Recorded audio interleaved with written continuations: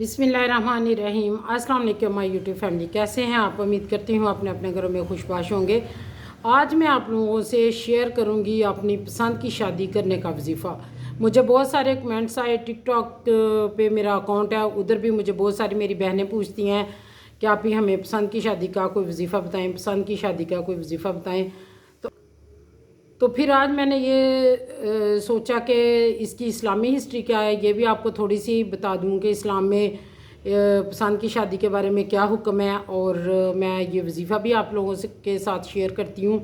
तो चलते हैं अपने टॉपिक की तरफ, आज के वजीफ़े की तरफ। साथ इस्लाम में पसंद की शादी को हराम नहीं कहा गया, लेकिन जहाँ हराम नहीं कहा गया तो वहाँ हुक्म भी नहीं दिया गया वालिदैन को या बच्चों को कि वो अपनी मर्ज़ी की शादी करें या वालिदैन बच्चों की पसंद की ही शादी करें। तो इस तरह वालिदैन जो हैं ये वली हैं, ये वकील हैं बच्चों के। बेस्ट यही है कि वालिदैन जहाँ चाहते हैं आप, क्योंकि वालिदैन औलाद की बेहतरी ही के लिए करते हैं, जो भी करते हैं उनकी ज़िंदगी का तजर्बा होता है, उन्होंने ज़िंदगी के जो हैं हर तरह के मराहल तय किए होते हैं, उन्हें पता होता है कि अपने तजर्बे की रोशनी में कि हमारे बेटी या बेटे के लिए कौन सा रिश्ता मुनासिब रहेगा।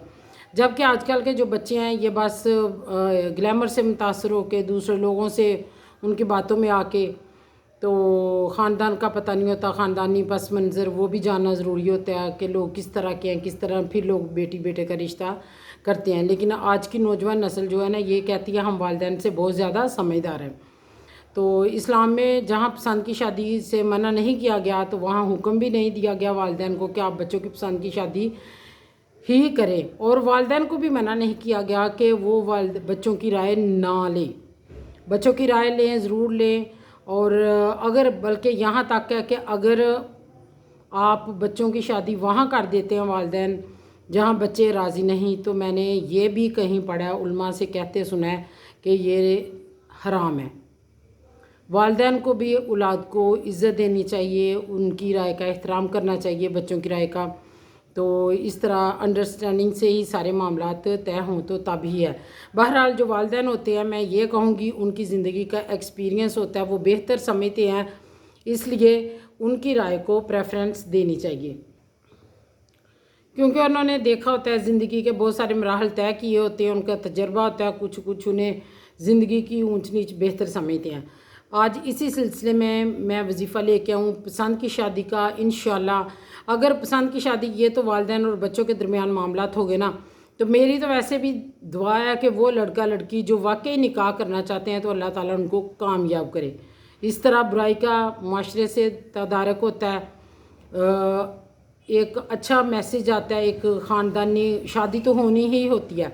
और फिर ये है कि जब निकाह हो जाता है तो फिर घरों में एक लड़की लड़के की ज़िंदगी डिस्टर्ब नहीं होती, वो वाक़ई मुखलिस होते हैं। और जब वाक़ई दो दिल मुखलिस होते हैं ना, नीयत अच्छी होती है ना, तो अल्लाह ताला भी कुन फरमा देते हैं, क्योंकि अच्छी नीयत को फल लगता है, अच्छी नीयत ही फलती फूलती है।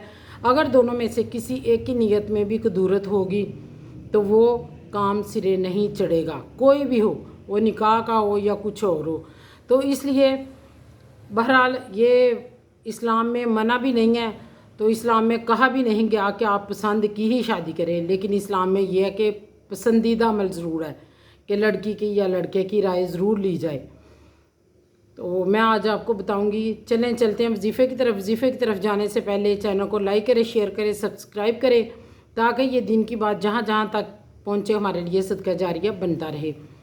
तो आपने करना क्या है, पहले सबसे पहली बात तो यह है कि आपने नमाज़ पंजगाना अदा करनी है। 5 टाइम नमाज जो है ना मुसलमान पे फ़र्ज़ है।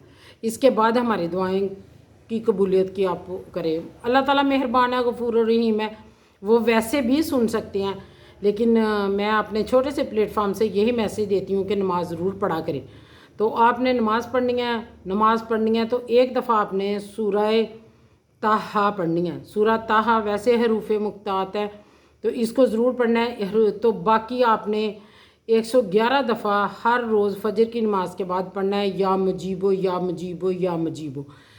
ये बहुत ही मुजर्रब वजीफ़ा है और ज़रूरी हाजात के लिए, ज़रूरी ख्वाहिशात की तकमील के लिए, और अल्लाह ताला ज़रूर सुनने वाला है। अव्वल व आखिर 3 दफ़ा दुरूद इब्राहिमी पढ़ना है। جو کہ ہم نماز میں پڑھتے ہیں۔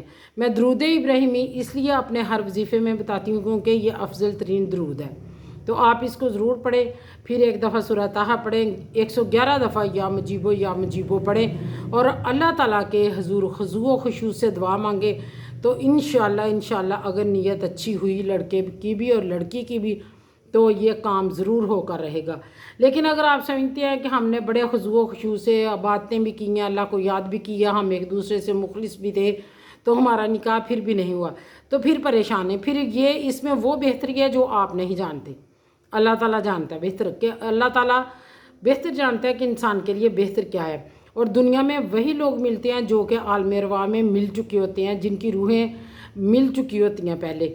وہ ہم دیکھتے ہیں نا، کسی نے کسی سے پوچھا کہ کوئی بندہ دیکھ کے ہمیں یا بندی دیکھ کے ہمیں کیوں اچھا لگتا ہے، کسی بزرگ سے پوچھا گیا تو انہوں نے فرمایا کہ وہ روحیں اس لیے اچھی لگتی ہیں کہ ہم عالم ارواح میں وہ روحیں مل چکی ہوتی ہیں، اور کسی کو دیکھ کے ہمیں نفرت کیوں ہوتی ہے، تو وہ بھی اسی طرح فرمایا کہ وہ روحیں عالم ارواح میں ایک دوسرے کو جانتی نہیں ہیں۔